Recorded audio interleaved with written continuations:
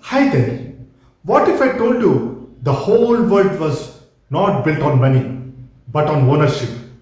Not on loans, not on gold, but on something more powerful, that is the equity.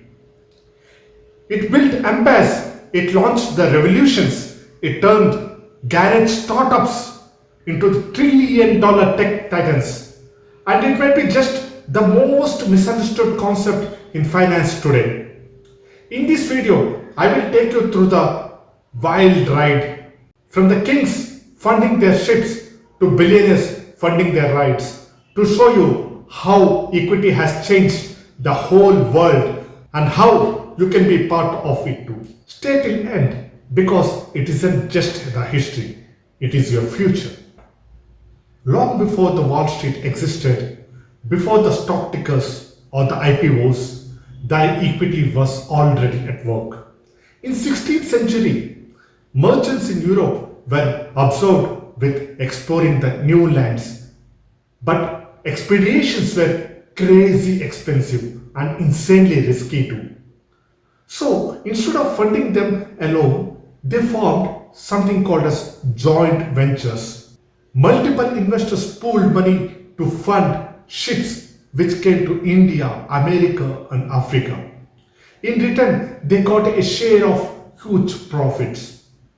This was the birth of joint stock companies, and that is how the East India also came into existence.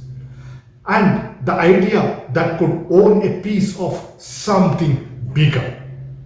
One ship had many owners. They had a shared risk and shared reward. It wasn't a loan, it was a partnership in purpose. Fast forward into the 18th century, the Industrial Revolution needed massive capital, and for the railroads, factories, steel plants, banks alone could not handle it alone. Some companies opened up public share offering, inviting the masses to become the shareholders. Stock exchanges were born in London, New York, and Mumbai. People no longer needed the royal blood or merchant wealth. Equity became a tool of the people. From one investor funding one ship to thousands owning a company like General Electric, Apple, Tata Steel, ownership went as a mainstream. Why do companies choose equity? Let's say you are launching a clean energy startup. You need $1 million investment. You could either take a loan and pay monthly interest, and whether you make profit or not, you need to be obliged to pay your lenders. On the second hand, you have offer of equity. Give away the portion of your company to the people who believe in your vision. That is what equity does. It funds dreams by sharing the ownership, not the demanding payment from the debt. If you win, investors also win. If you lose, they lose with you.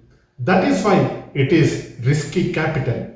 And that is how Tesla, Airbnb, Alibaba, Zomato, Swiggy, Reliance, HUL, all of these rose from nothing to a global giants today.